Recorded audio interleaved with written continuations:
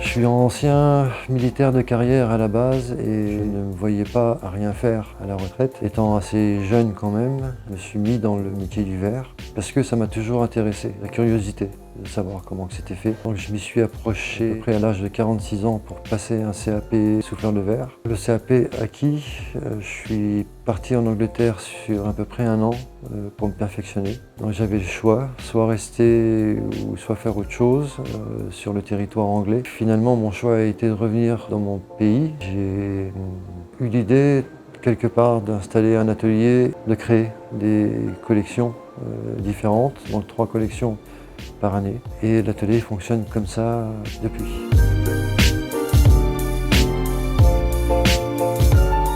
Pour nous, verriers, on travaille à une température inférieure, donc 1200 degrés, grâce à des fondants et des affinants qui sont le calcaire, la soude et plein d'autres matières qui viennent toujours du sol, qui créent la transparence du verre, la sonorité, l'éclat et aussi la souplesse de la matière pour pouvoir la souffler, la travailler, la faire fondre.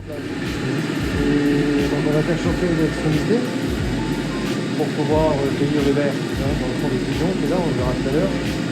Et hop, on va la mettre en place.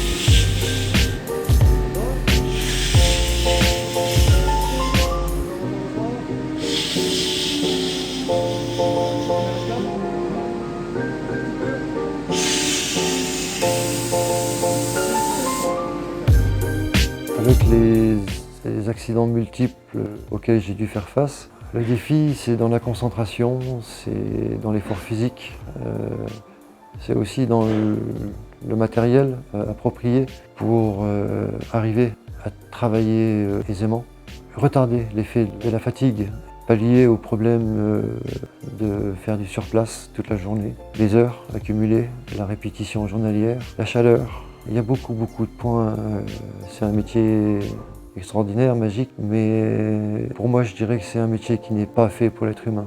Ça peut se faire, mais ça a des conséquences auxquelles je peux encore faire face, certainement pas en étant tout seul, donc de ce point de vue-là, je suis très bien accompagné. Bonjour Monsieur Beltra.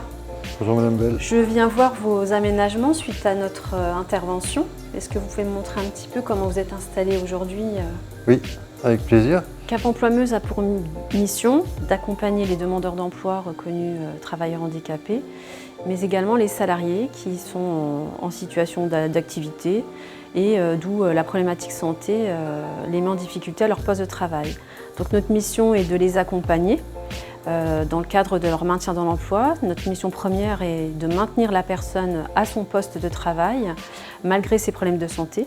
Donc on va faire intervenir des experts sur le terrain pour pouvoir permettre de faire un constat de la difficulté et de pouvoir identifier des moyens de compensation pour permettre à la personne de pouvoir continuer de travailler malgré ses problèmes de santé. Pour moi, c'était à ce moment-là une réflexion parce qu'il fallait que je fasse un choix. Je pouvais continuer ou est-ce que je ne pouvais pas. Cet ami m'a permis de rencontrer Cap Emploi qui fournissent des aides diverses par rapport au handicap.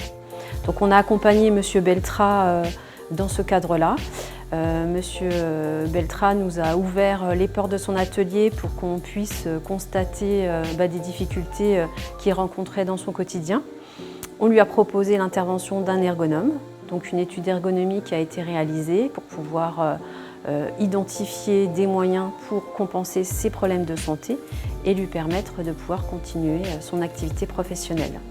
On a bien évidemment associé son médecin traitant qui a validé les préconisations faites par l'ergonome et ce qui nous a permis de pouvoir mobiliser des aides financières de la GFIP, d'acheter le matériel qui avait été préconisé par l'ergonome, donc du matériel très spécifique et sur mesure pour lui permettre de travailler dans les meilleures conditions possibles et de compenser ses problématiques santé.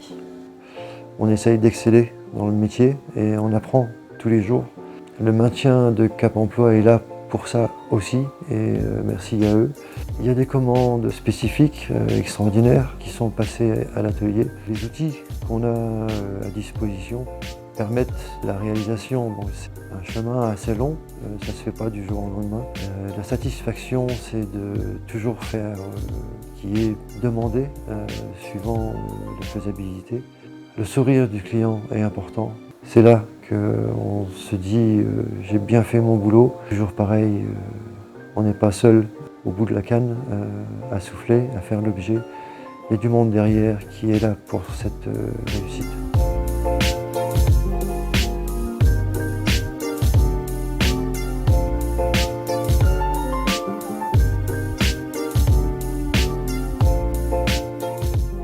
Il faut que je partage cette magie du verre. C'est un bienfait pour tout le monde, pour moi. Je ne me vois pas égoïstement ne pas partager cette magie du verre.